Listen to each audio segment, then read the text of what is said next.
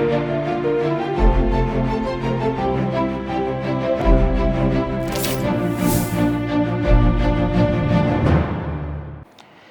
आप देख रहे हैं सी न्यूज भारत और मैं हूं ऋषभ सक्सेना। वक्त तो चला है उत्तर प्रदेश बुलेटिन का। उत्तर प्रदेश बुलेटिन में बात होगी बहराइच की, जहां भेड़िया मामले में डीएफओ की कार्यशैली पर भाजपा विधायक ने उठाए सवाल। आगे बात होगी ललितपुर की, जहां एक मासूम किशोरी ने सुसाइड नोट लिखकर की आत्महत्या। ऐसी तमाम खबरों की विस्तार चर्चा करेंगे इस बुलेटिन में। जनपद बहराइच के मैसी में खूंखार भेड़िए द्वारा मासूम बच्चे को निवाला बनाए जाने के मामले को लेकर डीएफओ अजीत सिंह द्वारा दिए गए गैर जिम्मेदाराना बयान को लेकर मैसी के भाजपा विधायक ने सवालिया निशान खड़ा कर दिया है और डीएफओ को तत्काल हटाने को लेकर वन मंत्री अरुण सक्सेना व गृह सचिव संजय प्रसाद से शिकायत की है। वन मंत्री अरुण सक्सेना से शिकायत करते हुए भाजपा विधायक सुरेश्वर सिंह ने कहा कि एक तरफ खूंखार जानवर हमला कर मासूमों को निवाला बना रहा है, वहीं दूसरी तरफ डीएफओ और वन विभाग की टीम केवल खानापूर्ति करती दिखाई दे रही है। विधायक ने वन विभाग की पोल खोलते हुए भी कहा कि पिछले साल 10 मासूमों को निवाला बनाने वाले आदमखोर भेड़ियों को ग्रामीणों ने पकड़कर वन विभाग को सौंपा, न कि एक भी भेड़िया वन विभाग की टीम ने पकड़ा है। बता दें कि गदामार कला गांव में मां की गोद में सो रहे एक मासूम बच्चे को देर रात जंगली जानवर उठा ले गया। मां और पिता का कहना है कि वह जानवर भेड़िया है, जबकि मौके पर पहुंचे डीएफओ अजीत सिंह ने बिना किसी तफ्तीश और जांच के सीआर का हमला बता दिया। वहीं डीएफओ के द्वारा दिए गए इस गैर जिम्मेदाराना बयान के बाद ग्रामीणों में बेहद आक्रोश है। वहीं भाजपा विधायक सुरेश्वर सिंह ने नाराजगी जाहिर करते हुए तत्काल डीएफओ को हटाने की मांग की है। आज रात 12 से 1 बजे के बीच में सूचना मिली कि कोई जानवर एक बच्चे को गदामार कला से, जो महसी तहसील में पड़ता है, उठा ले गया। तो उसका सर्च ऑपरेशन चलाया गया। सुबह 5 बजे के लगभग बॉडी उसकी गन्ने के खेत में मिली। बच्चे की मृत्यु हो चुकी थी। हम और हमारी पूरी टीम इस क्षेत्र को पूरी तरीके से बारीकी से निरीक्षण किया गया। तो एक हम लोगों को संदिग्ध पगमार्क दिखा, जो बॉडी से गन्ने के खेत की तरफ की ओर था। तो वो सीआर के पगमार्क थे। फिर थर्मल ड्रोन उड़ाया गया, तो जहाँ पगमार्क जिस तरफ गए थे उसी तरफ हमको 2 सीआर की लोकेशन मिल गई। बॉडी जहाँ पड़ी थी वहाँ से लगभग 250 मीटर 300 मीटर की दूरी पर।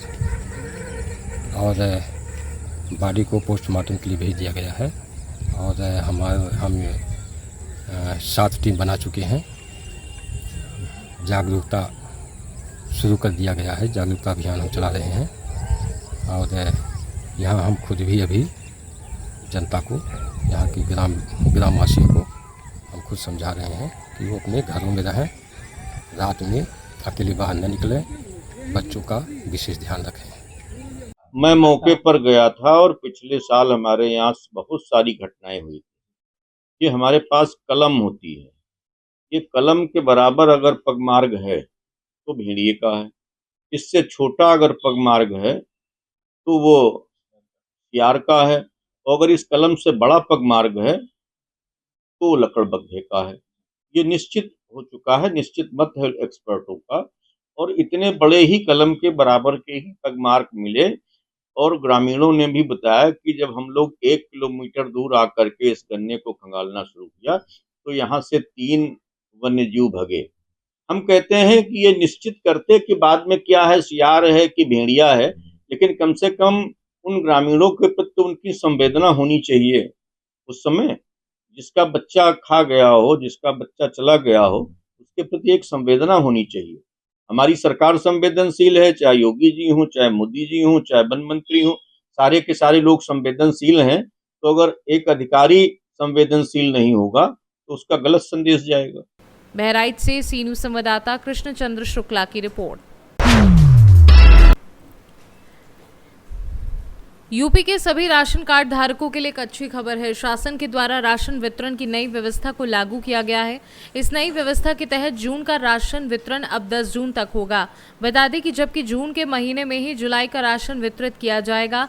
इसके अलावा जुलाई के पहले हफ्ते में ही अगस्त का राशन भी राशन कार्ड धारकों को बांटा जाएगा।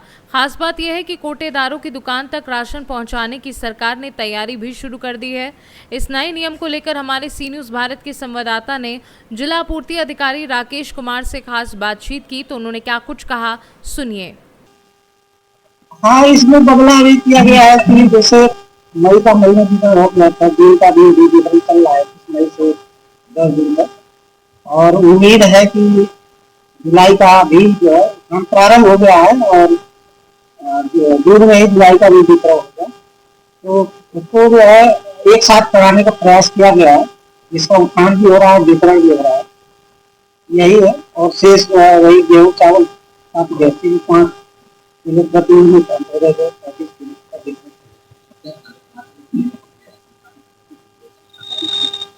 जनपद में 8 लाख कार्डधारक हैं और 29 लाख लोग हैं। इतने लोगों को सुविधा का लाभ मिलता है। कोटेदार जनपद में 76 है। हाँ, शुरू है, चल रहा। कानपुर से सी न्यूज़ संवाददाता अक्षय सिंह की रिपोर्ट। हाथ जोड़कर कहती हूँ कि मुझे इंसाफ दिला देना, मेरे परिवार को 2 दिन खाना खिला देना। ये शब्द एक मासूम किशोरी ने अपने 2 पन्नों के सुसाइड नोट में लिखे। ये पत्र न सिर्फ उसकी पीड़ा का बयान है, बल्कि पूरे जिले में सनसनी और चिंता का विषय बन गया है। किशोरी ने अपने सुसाइड नोट में विस्तार से बताया कि किस तरह से कुछ मनचले युवक उसे लगातार परेशान करते थे, अपहरण की धमकी देते थे और मानसिक रूप से प्रताड़ित करते थे। वह कई महीनों से अत्याचार झेल रही थी, पर कोई सुनवाई नहीं हुई। 10 अप्रैल को किशोरी के परिवार ने थाना नाराहट में एक शिकायती पत्र भी दिया था, जिसमें साफ तौर पर आरोप लगाया गया था कि दबंग युवकों और उनके परिजनों ने किशोरी और उसके परिवार के साथ न केवल मारपीट की, बल्कि किशोरी के साथ अभद्रता भी की, जिसका वीडियो भी बनाया गया। चौंकाने वाली बात यह है कि इसके बावजूद पुलिस ने कोई कार्यवाही नहीं की। सवाल यह है कि जब स्पष्ट सबूत और शिकायत मौजूद थे, तो पुलिस ने समय रहते कार्यवाही क्यों नहीं की? अगर पुलिस ने तत्परता दिखाई होती, तो शायद आज वह मासूम किशोरी हमारे बीच होती। किशोरी की मौत के बाद जब मामला गंभीर हो गया, तब जाकर पुलिस ने हरकत में आते हुए परिजनों की तहरीर के आधार पर 4 लोगों के खिलाफ FIR दर्ज की। इनमें से 2 आरोपियों को गिरफ्तार कर लिया गया है। ललितपुर से सी न्यूज़ संवाददाता विकास सोनी की रिपोर्ट। पीलीभीत के पूरनपुर कोतवाली क्षेत्र के गांव उमरैया कला के रहने वाले लाल सिंह ने बताया कि उसने अपनी पुत्री रचना देवी की शादी 12 मई 2019 में चांदूपुर निवासी सतीश कुमार के साथ की थी। शादी में लगभग 7 लाख रुपए खर्च किया था और 2 लाख रुपए व सभी सामान दिया था। आरोप है कि शादी के कुछ माह के बाद पति के अलावा ससुराल पक्ष के लोग महिला को अतिरिक्त दहेज में बुलेट गाड़ी व 2 लाख रुपए की मांग कर प्रताड़ित करते थे।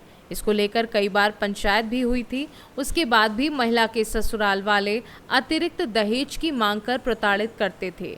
जब प्रधान ने इस संबंध में रचनी देवी के पिता लाल सिंह से पूछा, तो उन्होंने पुत्री के घर न आने की बात कही और मामले की शिकायत लेकर माधो टांडा थाने पहुंचे और पुलिस से शिकायत की। इस पर पुलिस ने बताया कि 30 मई को हरदोई ब्रांच नहर में एक अज्ञात महिला का शव मिला है। ये सुनकर परिजनों के होश उड़ गए और फोटो देखकर अपनी पुत्री को पहचान लिया। पोस्टमार्टम के बाद शव घर लाकर परिजनों ने अंतिम संस्कार कर दिया। परिजनों ने दहेज की खातिर महिला की हत्या कर शव नहर में फेंकने का आरोप लगाकर तहरीर देकर कार्यवाही की मांग की है। पीलीभीत से सी न्यूज़ संवाददाता हैदर खान की रिपोर्ट। फिलहाल के लिए बुलेटिन में इतना ही। देश और दुनिया की तमाम खबरों के लिए आप देखते रहिए सी न्यूज़ भारत।